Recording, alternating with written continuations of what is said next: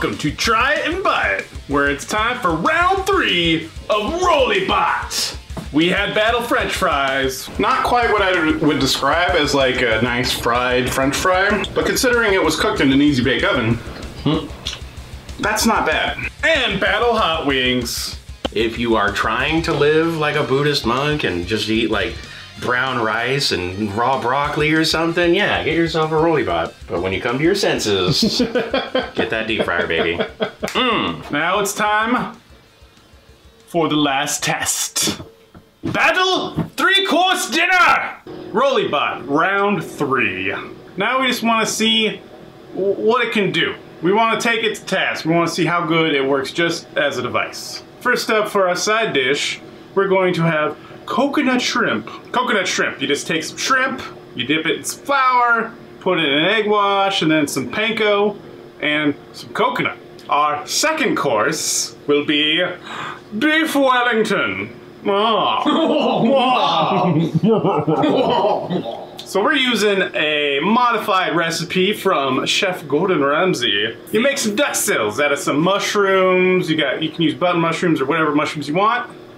You add some shallots, some garlic, and then you herb it all up. Now you put that in a pan, you fry it up until you fry all the moisture out of the mushrooms. Next step of beef Wellington is your meat. You got some beef tenderloin. We weren't able to find a nice, big chunk of beef tenderloin, so we just got a couple of ones that were stacking together. And then you want to wrap that in your duck sills and your prosciutto. Wrap it all up, stick it in the fridge for a while. And then you want to wrap your final meat product in some puff pastry.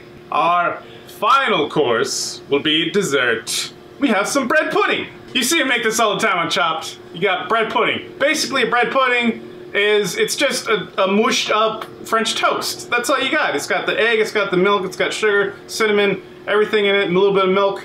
You just have some stale bread, put it in a ramekin, dump that liquid on top, throw it in the oven. So here we go. First course, we have our coconut shrimp. Those actually look really nice now. The recipe says, hey, you want to put that in the oven for 425 for about 10 minutes. This thing doesn't go up to 425. And you probably don't want it at 425 anyways because it's so close to the heating element. So we got it around a 375, 380. And what is going on here? It's gonna take a little bit longer than 10 minutes. But are you spitballing this? Yeah. Oh, no. Welcome to CultMoo, Loafy. Seafood really needs to be cooked for kind of the exact right amount of time. Don't you fucking doubt his guesstimations. Yeah, quit hating, Loafy. Why you gotta hate? Now let's get that back in there. Get that bad boy back in there. Ooh. We want that to cook for about roughly. We're gonna leave it in there for 10 minutes. Okay. We're gonna check on it. It's not gonna be done yet. We're gonna put it in for another 5. I'm gonna call it right now. Another 5, 15 total, and then it's gonna be done. Ooh. We're looking a little extra crispy on the outside. Let's test out how cooked these are currently. That's cooked. Yeah. That is cooked. I'll let him go 2 minutes so Loafy feels better about it. Of course, you're gonna pin it on me after all this is said. Well, all I heard from Loafy was, This is basically like the dorm room challenge. It's like, can you make your girlfriend a fancy dinner in your dorm room? Yeah, Clam's Casino in that toaster oven. Can you do it? Right away, they're baked, right? You're using the Rollibot. They're air fried. They're kind of crispy. Kind of. They could be definitely more crispy. It'd be nice if they're more crispy. They got good coconut flavor. The shrimp are definitely, cooked all the way. It works fine. It would probably even work better if you use like the frozen ones, I would say, because those are already flash fried, so you get a little bit of that fry happening, whereas these are just, homemade. I could have poured some extra butter on them, I guess, to get them a little extra butterness. Do I recommend you do coconut shrimp? Probably not, But it would be fine if you just had plain shrimp, threw it in there. If you didn't have a stovetop for some reason. Yeah, I know people that don't because they live in New York in a fucking closet.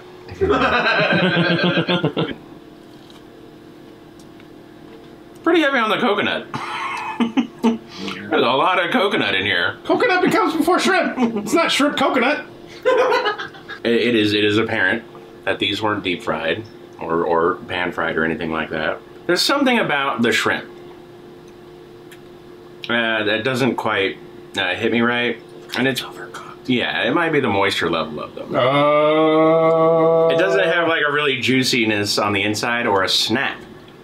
So, I mean, is that what overcooked shrimp does? Do you lose the snap? Yeah, it's supposed to be kind of like fibrous. Rubbery. Yeah. You want to cook it really quickly, seal all the flavors and everything inside. And if that can't get up to temp, then, you know, what is the purpose here? What is the point? This is almost like eating the surimi. Like just the way that it's kind of like weird and fibrous. It is very coconutty. I do have to agree with Loafy, but like I don't mind that. So I'm going to a little bit of citrus. And by a little bit, like I'm probably gonna pour a lot on here. Okay. The shrimp is still very much a weird texture. Like I think it's because it's overcooked, but like Loafy was saying, if it would have been cooked quicker for a shorter period of time, like the outside would have been maybe a little bit different versus the shrimp texture. If this thing could go higher so you could cook it at a higher heat for a shorter amount of time, I think this would have turned out a little bit better. For our beef Wellington, what we're going to do is we want to lightly score it. Just ever so lightly. Don't cut it all the way. This just gives it nice little texture when it comes out. It makes it all look pretty full. Then you egg wash the top of it. We're going to put the timer up to the recommended time for beef Wellington. Starts at 25.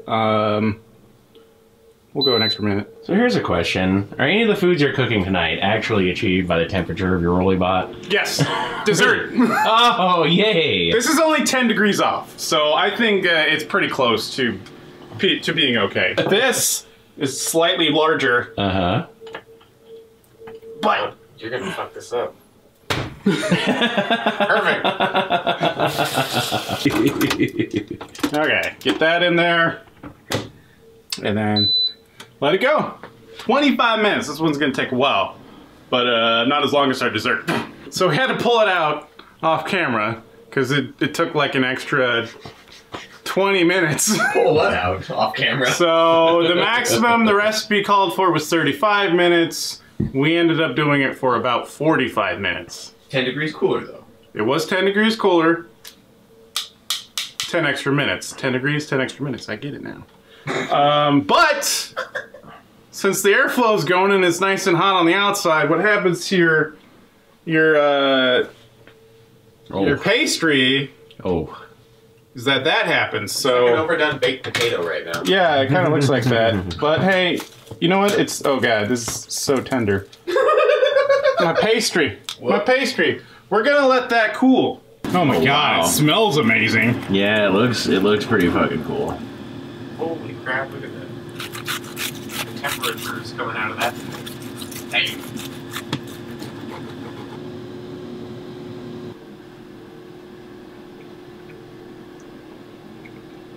I get it. I get why beef Wellington is a thing. That's absolutely fucking delicious. Oh my god. Since it's tenderloin, it's still super tender even where it is overcooked. The flavor of that mushroom, the duxelle, plus the prosciutto, plus the steak, plus the pastry? You taste that mustard? And maybe, not quite. I don't know if we do. It's just like an extra layer on top of everything that's already there. It's so multi-dimensional, this thing. There's so many flavors dancing around in your mouth. It's absolutely phenomenal. Beef Wellingtons, people. I know that's like old people food, but it's fucking delicious. I want to cook that more. Cook that the real way, and you're gonna be happy.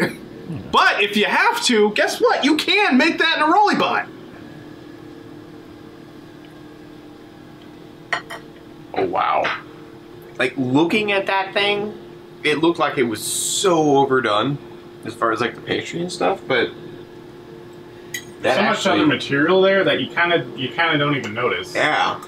I can kind of tell that there's prosciutto in there, but if you didn't tell me and I didn't see it, I would never known. You get just that nice little bit of chewiness from like the top of the pastry.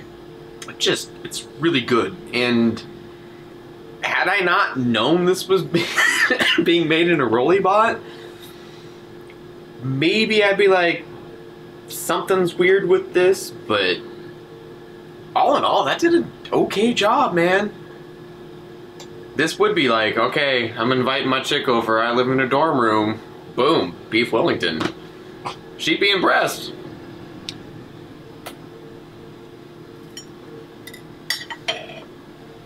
The prosciutto is a delicately infused in here, but you can definitely tell when your tongue hits it because you get that nice like, you know, salt sting, you know, on your tongue. But it goes so well when it's combined with this thick cut of meat. It's almost like it seasons the rest of it. The duck cells, the mushroom little slurry there is amazing. The phyllo dough on the outside is crispy. You can tell it got a little overcooked, just a tiny bit of bitterness in there, but it doesn't detract at all. The texture on it is really nice. It's just a delightful mix of things. You know, there's powerful elements in it, but nothing gets too powerful. It's delightful. I'm talking too much. Shit. Try it at home, everybody. It's great. Beef Wellington, who knew? What we're gonna do now is start our dessert. Our dessert is the item that takes the longest to cook. Oh.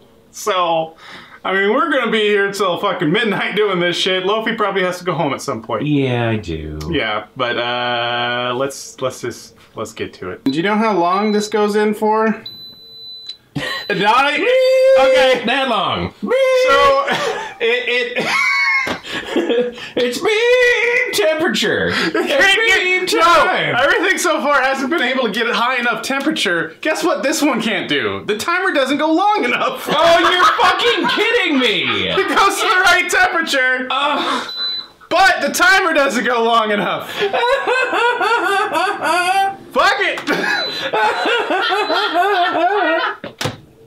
I want to like you, Rollibot, I really do.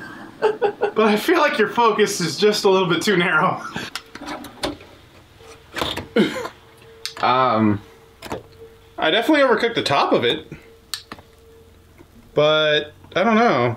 I don't know what it's like on the inside. It smells fucking delicious. It does smell really good. I would guess this is a sauce. Like it does. It's now not that you got quite the charcoal done. top off of it.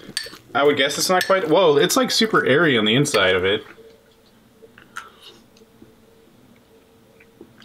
It's pudding consistency with little chewy bits that were at the edge of the ramekin. So the chewy bits actually give it really nice texture. And the flavor is like, it's a really subtle, creamy, sugary, cinnamon, sort of egg tart thing going on. I wanted to get some challah bread. I had to use brioche instead, but I think brioche is a good way to go. It's a sort of reminiscent of what a rice pudding texture is kind of like. Oh, lovely. Except rice pudding's more gloopy. Yeah, okay. That makes sense? Overall score, Rollibot, right? For me, anyways. We've tried this out 3 times. What can I say about the Rollibot? This is try and buy it. Should you buy it? My final answer is it depends. Do you have an oven? Then you probably don't need a Rollibot. Do you not have an oven? Are you living that kind of New Jersey life where you live in a closet? Like we filmed some videos there. You should remember. In that case, I would say a Rollibot would probably be kind of nice because you could cook up like a quick batch of a single serving thing. If you are trying to cook for more than one person, do you need a Rollibot? No. Will Rollibot even be useful? No.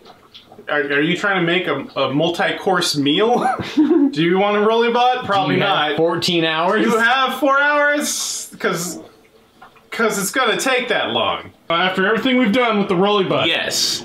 Do you think you could ever recommend a Rollibot or an air fryer in general to anybody? For people who are on a really healthy diet, this might be applicable to you, but you're going to have to know the ins and the outs of this machine. I think this thing kept us guessing all night. As far as like time and temperature and stuff, you're going to have to become best friends with it if you want to learn how to use it right. I say no. I give full disapproval to this product. I don't like it and its mysteries.